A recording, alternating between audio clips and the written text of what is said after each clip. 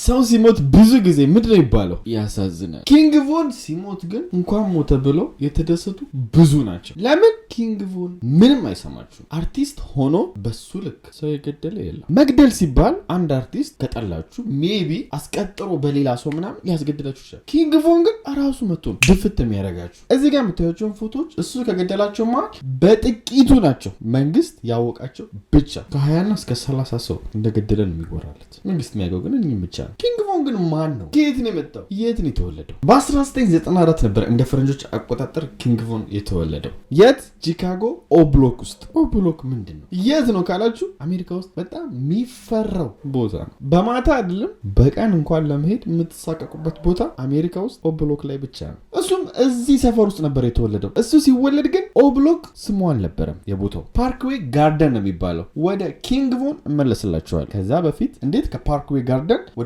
ኦብሎክ ተቀያየረ? ይህን ጥያቄ ለመመለስ ወደ ኋላ መልሳችኋለሁ። በ1990ዎቹ ላይ እንደ ፈረንጆች አቆጣጠር ቺካጎ ውስጥ ሁለት ጋንግስተር አለ። ጋንግስተር ማለት ከዚህ በፊት አስረድቻችኋለሁ። እልም ያሉ ቀማኛ፣ መሳሪያ ይዞ የሚሄዱ እናንተን ለመግደል የሚሽቀዳደሙ ምንም አይፈሩ ሁለት አሉ የተለያዩ። አንደኛው ቢዲ ይባላል። ቢዲ ማለት ብላክ ዲሴፕልስ። ሁለተኛው ደግሞ ጂዲ ይባላል። ጋንግስተር ዲሴፕልስ ይባላሉ። በቅጽል ስማቸው ቢዲ እና ጂዲ የተባሉ ነው የሚጠሩት። እኚህን ሁለት ስም በደንብ ያዙ፣ ምክንያቱም የዚህ ታሪክ መሰረት ስለሆኑ ማለት ነው። በ1990ዎቹም እኚህ ጋንጎች ቺካጎ ላይ የሚገርም ብር ነበር የሚሰሩት። እስከ 2004 ድረስ በቀን እስከ 46 ሚሊዮን ብር ይሰሩ ነበር። ብር ያው ተመንዝሮ ማለት በዶላር ካመጣችሁ ደግሞ በቀን እስከ $300,000 ይሰሩ ነበር በቀን። ምን እየሸጡ? አደንዛዥ እጽና መሳሪያ እየሸጡ። በሁለቱ መሀል ጠብ አለ። አንዱ ግዛቱን ማስፋፋት ይፈልጋል፣ አንዱም ግዛቱን ማስፋፋት ይፈልጋል። ለምን? ግዛታችሁን ባስፋፋችሁ ቁጥር የሆነ ቦታ ትይዛላችሁ። ያንን ቦታ ባስፋፋችሁ ቁጥር ደንበኛችሁም እየበዛ ነው የሚመጣው። ለዛ አይስማሙ። ግን 2004 ላይ መጥቶ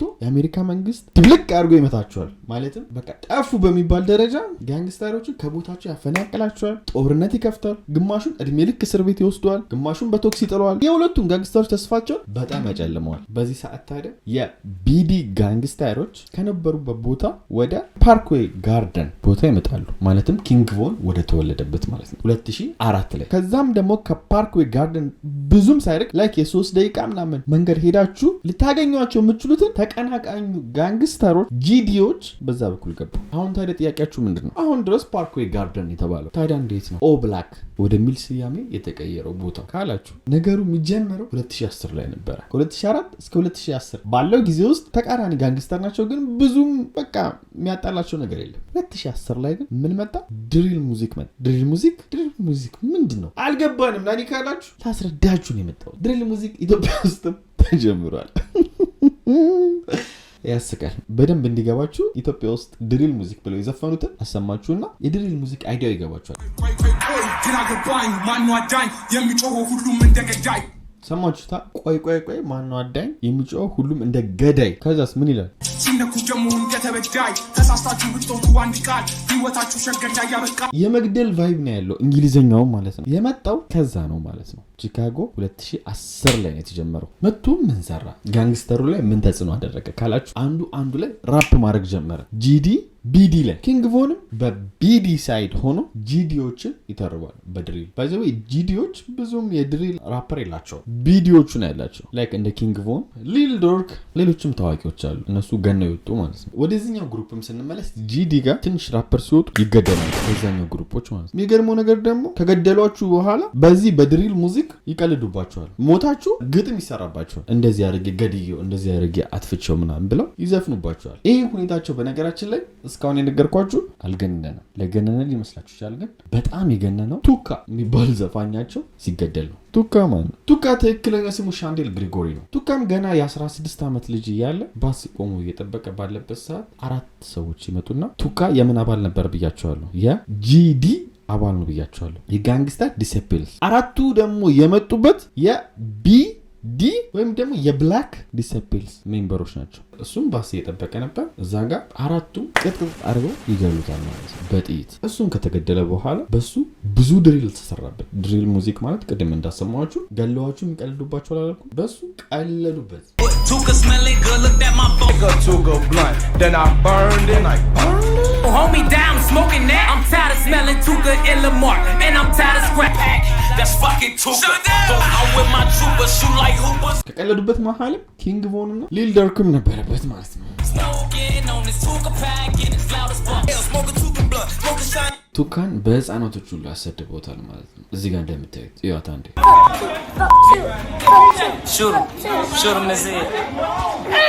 እና አሁን ገለውት በሱ ድሪል ሙዚክ ተሰርቶ አፊዘውበት ጂዲ ግሩፖች ዝም ይላሉ? በጭራሽ። ይሄኔ ነው ትክክለኛ ጦርነቱ የመጣው።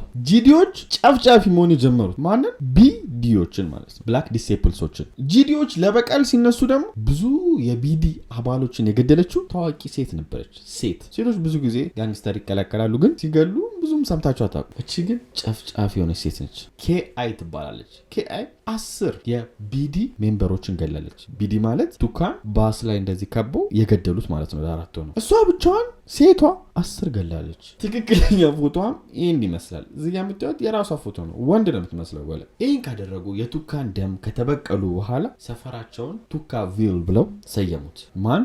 ጂዲዎች። ስማቸው ተቀራራቢ ስለሆነ ትንሽ ግራ ያጋባል፣ ግን ቢና ጂ ብላችሁ ያዙ። ይሄ ነገር ሲያደርጉ የቱካን ደም ሲበቀሉ 1 ወር ነበር የፈጀባቸው። በነገራችን ላይ ጂዲዎች በዚህ ብቻ አላቆሙ። የብላክ ዲሲፕልስ ዋና መሪውን ራሱ ሄደው ገለውታል። ዋናው መሪው ደግሞ ስሙ ኦዲ ፔሪ ነው። በቃ ነገሮች የጀመሩት ጦርነቱ ኦዲ ፔሪ እዛ ጋር ተገደለ፣ እዚህ ጋር ቱካ ተገደለ። እነዛም አሁን ኦዲ ፔሪ ሲገደልባቸው ድጋሚ ለበቀል ተነሱ። ቱካን የገደሉት ማለት ነው። ኦዲ ፔሪ የተገደለው በነገራችን ላይ ሱፐርማርኬት የሆነ ቀን ቃል ይገዛ ሲሄድ ነው።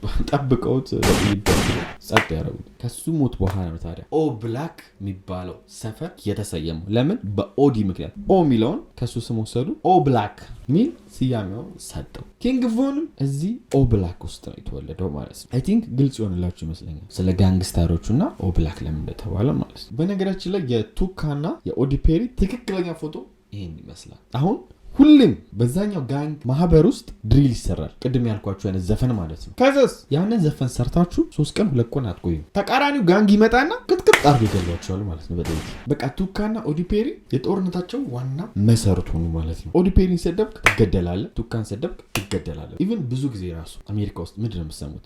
ራፐር እንትና ተገደለ እንጂ ወደ 100 የሚሆን ከዛኛውም ሳይድ ተገሏል። አንዱ ምሳሌ ልስጣችሁ። ሊል መርክ ይባላል። ትክክለኛ ፎቶም ሊል መርክ ይሄን ይመስላል። ሊል መርክ የቱካ ወንድም ነው። ጂዲ ጋንግ ውስጥ ያለ ማለት ነው። ወንድሙ ስለሞተበት ያው ወንድማችሁ ሞቶ ዝም አትሉ ራፕ ዘፈን አውጥቶ ነበር። ኦዲ ፔሪ ሚነካና ኦብላክ ጋንጉን መናንቅ ያው ወንድሙ ስለገደሉበት ማለት ነው። ግን እሱን ዘፈን አውጥቶ በሶስተኛው ቀን ልክ እንደ ወንድሙ እንደ ቱካ ባስ እየጠበቀ መተው እሱንም ድርግም አድርገው በጥይት ደብድበው ገለውታል። ለዚህ ተጨማሪ ደግሞ አንድ ምሳሌ ጨምርላችሁ።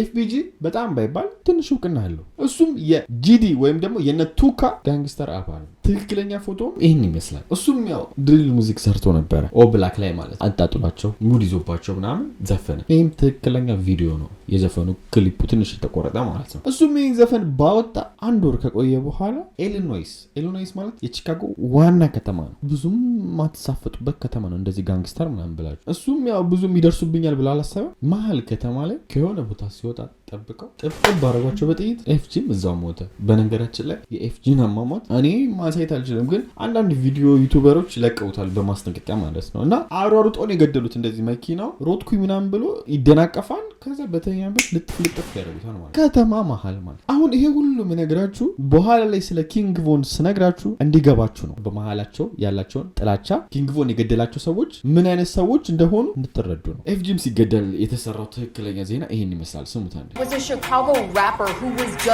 አሁን የሁለቱ ጋንግስተሮች ትልቁ ችግር ምንድነው? የሚኖርበት ቦታ መቀራረቡ ነው። የ3 ደቂቃ መንገድ ነው ከአንዱ ጋንግ ወደ አንዱ ጋንግ ለመቀላቀል። ይህ ማለት የእናንተ ዘመዳችሁ ሳያውቀው ያኛውን ጋንግ ተቀላቅሎ ሊሆን ይችላል፣ ግን የሚሰማችሁ የለም። ዘመድ ትላላችሁ፣ ወንድም ትላላችሁ፣ ያጎት ልጅ ትላላችሁ፣ ይጠባበሳሉ። ባላቸው ቦታ ቅርበት የተነሳ አንዱ ጋር ገብቷልና ከዘመድ በላይ ጋንግስተሩ ነው የሚያስበልጡት። አሁን ይህን ያክል ካልኳችሁ ስለ ጋንግስተሮቹ ወደ ኪንግ ቮን እንመለሳለን። ኪንግ ቮን በዚህ ኦብላክ በሚባል ቀውጢ ሰፈር ላይ አድጎ ጥሩ ጨዋ መሆን ይችላል።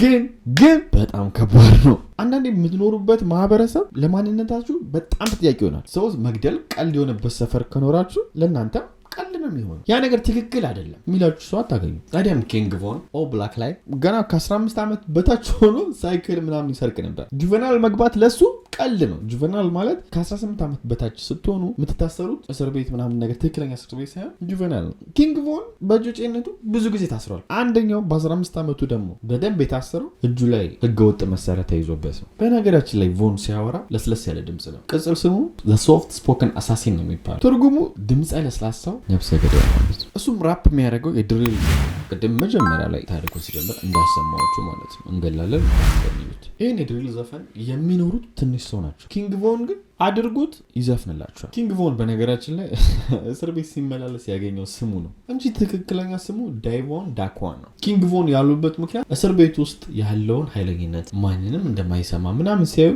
ዴቪድ ኪንግ ነው የሚባል ነበር። ልክ እንደሱ ጸባይ ያለው አንተና እሱ አንድ ናቸው በሚል ኪንግ ቮን የተባለው። ኪንግ ቮን የሚገርማችሁ እነሱ ሰፈር እየሄደ የጠላቶቹ ሰፈር ያስፈራራቸውን ያስጨንቃቸው ነበር። ከማጋ ከቢግ ማይክ እና ከቲልሮይ ከሚባል ጓደኞቹ ጋር እየሄደ ኪንግ ቮን ያስጨንቃቸው ነበር። የጂዲ ጋንግስተሮች። ይሄም ትክክለኛ ቪዲዮአቸው ነው የሶስቱ ማለት ነው።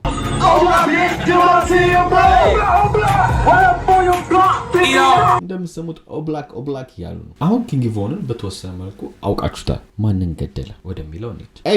ኤፍጂ ማለት ቅድም ኢሊኖይስ ላይ የሆነ ቦታ ሲወጣ ከተማ መሃል የቺካጎ ዋና ከተማ ላይ አደናቅፉት እላዩ ላይ ጠብጥበው ገደሉት ያልኳችሁ ለሱ መሞት ዋና ተጠያቂ ኪንግ ቮን ነው። ለኦብሎክ ነገራቸው እንዲገሉት ሄደው ገደሉት። ለምን? ኤፍጂ ቅድም ምን ብያችሁ ነበር? የቢዲ ጋንግስተሮችን ሙድ ይዞባቸው ቀልዶባቸው ነበረ ብያቸው። ለዛም ያስገደለው። ሁለተኛውስ ማልከም ስተኪ ኪንግ ቮን የገደለው። ማልከም ስተኪ የጂዲ ጋንግስተር አባል ነው፣ የተቃራኒው ማለት ነው። እናም የሆነ ቀን ፕሮግራም ተዘጋጀ እንደ ፓርቲ ነገር። እዛ ፓርቲ ላይ ማልከም ስተኪ ኪንግ ቮን ይሄ ይገላምጠዋል። አስተያየቱ ደስ አይልም። በዛ ሰዓት ደግሞ አብሮት ማን አለ? ቢግ ማይክ አለ ከኪንግ ቮን ጋር። በዚህ ሰዓት ኪንግ ቮን ተነስ ይለውና ቢግ ማይክን ይዞት ይወጣል ከፓርቲው ማለት ነው። ሄደው ግን አልቀሩ፣ መሳሪያ ይዘው መጡ ከ45 ደቂቃ በኋላ። ማልከም ስተኪ ደግሞ በረንዳ ላይ ነበረ። ጥይቱን አርገፈገፉበት ማለት ነው። ይህም ነገር ከተፈጠረ ከ3 ቀን በኋላ ቢግ ማይክ እና ቮን ተያዙ በፖሊሶች። በነገራችን ላይ ማልከም ስተኪ ላይ ሲተኩሱ ሌሎች ላይም ተኩሰዋል፣ ግን ያው ሌሎቹ አልሞትም። ማልከም ስተኪ ብቻ ነው የሞተው እና ቢግ ማይክ እና ቮን ሲያዙ መግሻታቸው ይሄን ይመስላል። ቢግ ማይክ ይሄኛው ነው፣ ኪንግ ቮን ይሄ ነበረ። ፍርድ ቤትም ሲቀርቡ ታዲያ ኪንግ ቮን አልገደልኩም ብሎ ሸመጠጠ። ቢግ ማይክ ገድያለሁ ስላመነ 20 ዓመት ተፈረደበት። ኪንግ ቮን ግን 3 ዓመት ብቻ ነው የተፈረደበት። ለምን? የሚመሰክር ሰው ጠፋ። ማመጡ ይመስክር ወንድ የሆነ ቢግ ማይክ ኦልሬዲ አምኖ ነው፣ መስካሪ ምናምን አልጠበቀም። ኪንግ ቮን ግን አልገደልኩም ብሎ ሽምጥጥ ስላደረገ ካልገደላችሁ ደግሞ ምንድነው የሚያስፈልገው? የሚመሰክር ሰው አይደል? ደፍሮ የሚመሰክርበት ሰው አጣ። እሱ ላይ ይመሰክራሉ የተባሉትን ሁሉ ተገለዋል። ማንም ሪስኩን ወስዶ እሱ ላይ እጁን ጠቆሞ የሚመሰክር የለም። በዚህም የተነሳ 3 ዓመት ብቻ ታስሮ ይለቀቃል ኪንግ ቮን ማለት ነው። ጓደኛው ግን 20 ዓመት ይፈረድበታል። በነገራችን ላይ ቢግ ማይክ 20 ዓመት ቢፈረድበትም 11 ዓመት ብቻ ነው የታሰረው። በቅርቡ እንደውም ወጥቷል። ሌላኛው ኪንግ ቮን የገደለው ውስኪ ታዋቂ የጂዲ ጋንግ ሜምበር ነው፣ የቢዲ ጠላት ማለት ነው። ከቮን ጋር አይዋደዱም በጭራሽ። ላይቭ ሁሉ ገብቶ እንደዚህ ይላል። አንዴ ስሙት።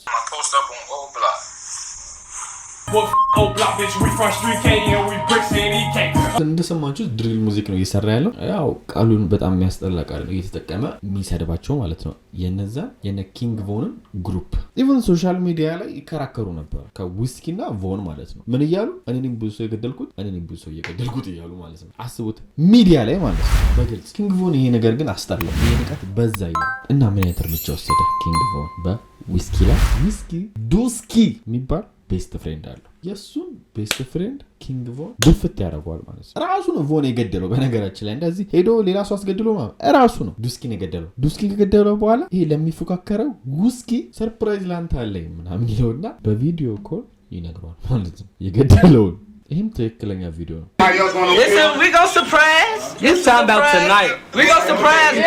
ውስኪም ታዲያ ዱስኪ ጓደኛው ሞቶበታል። እሱን ለመቅበር ቆሞ ባለበት ሰዓት እነ ኪንግ ቮን መጥተው የጥይት ናዳ ነው የለቀቁበት።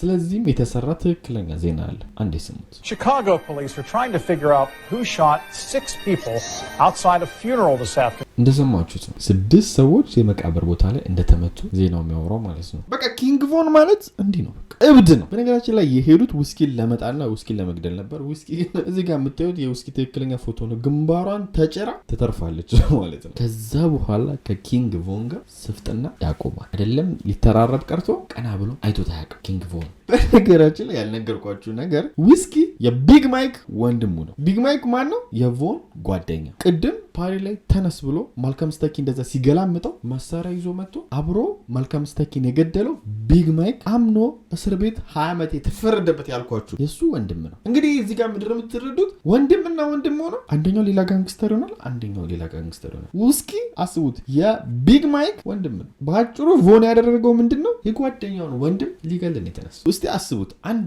ምርጥ የምትሉት የኔ የምትሉት ጓደኛችሁ አብራችሁ ብዙ ያሳለፋችሁት የሱን ወንድም ለመግደል መጣር ማለት ክሬዚ። ምንም በቃ ቺካጎ ውስጥ የሚበልጥ ነገር የለም። ጠላት ኮንክ ጠላት ነው። ወንድም ሆንክ ዘመድ ሆንክ ጓደኛ ሆንክ ቢዲ ውስጥ ካለና ጂዲን የሆነ ነገር ካልክ ጠላት ወንድምነቱ አይሰራም። ቀጣዩስ ኪንግ ቮን የገደለው ማን ነው?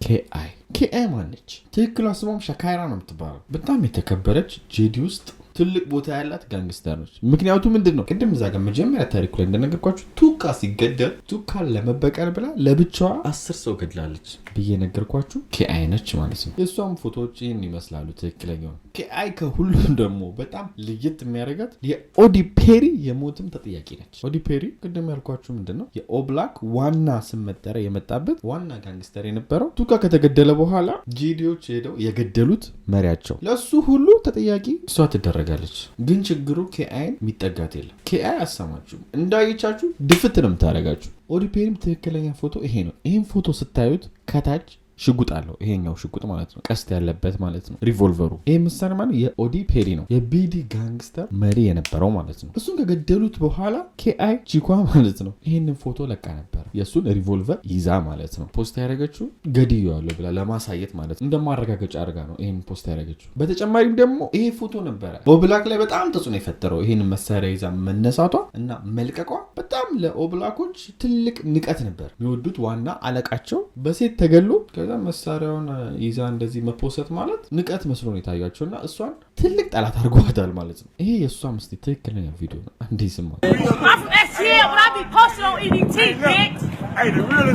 ኬአይ በነገራችን ላይ የኪንግ ቮን ጓደኛ ሁሉ ገላበታለች። ጄመኒ የሚባለው ጄመኒ የኪንግ ቮን ቤስት ፍሬንድ ነበረ። በጊዜው ግን እሱን ስትገለው ኪንግ ቮን እስር ቤት ነበረ። ለ3 ዓመት እስር ቤት ቆይቶ ነበር አልኳችሁ በማልክ ስታኪ ምክንያት እና ያኔም ሊበቀለት አልቻለም ነበረ እስር ቤት በመሆኑ። ጄመኒም ትክክለኛ ፎቶ ይሄን ይመስላል። ጄመኒን የገደለችው በቀጠሮ አድርጋ ነው። አንድ የሚያውቃች ካለ ና እዚህ ጋር ነው ምናምን ብላ ጠርተው ሲሄድም ግን ያገኘው ጥይት ነበር። የማንን? የኬአይን ጥይት። እዛ ጥጥፍ ታደርገዋለች ጥይት ማለት ነው። ይህ ሁሉ ነገር አድርጋ ኪንግ ቮን ታዲያ እንዴት ገደላት? የሆነ ቀን ኬአይ ምንም አታመጡም ብላ አድራሻዋን ትዊተር ላይ ፖስት ታደርጋለች። ይህም ትክክለኛ በጊዜው ፖስት ያደረገችው ነበረ ትዊተር ላይ አድራሻዋ ማለት ነው። ይህን አድራሻ ይዞ ደግሞ ኪንግ ቮን ምንም ሳይፈራ ቲሮ የሚባል ጓደኛውን ይዞ ሄደ። እሷም እዛው በድፍረት ቆማ ነበር። እሱም በድፍረት ነበር ሄደው እዚህ ቦታ 9 በጥይት ደብድቦ ገደላት ማለት ነው ኪንግ ቮን። ይህ ሲፈጠር ጊዜው 2014 ነበረ። በጊዜውም በቃ ኬአይ ትሞታለች ብሎ ይጠበቅ የለም እና ይህን ነገር የደፈረው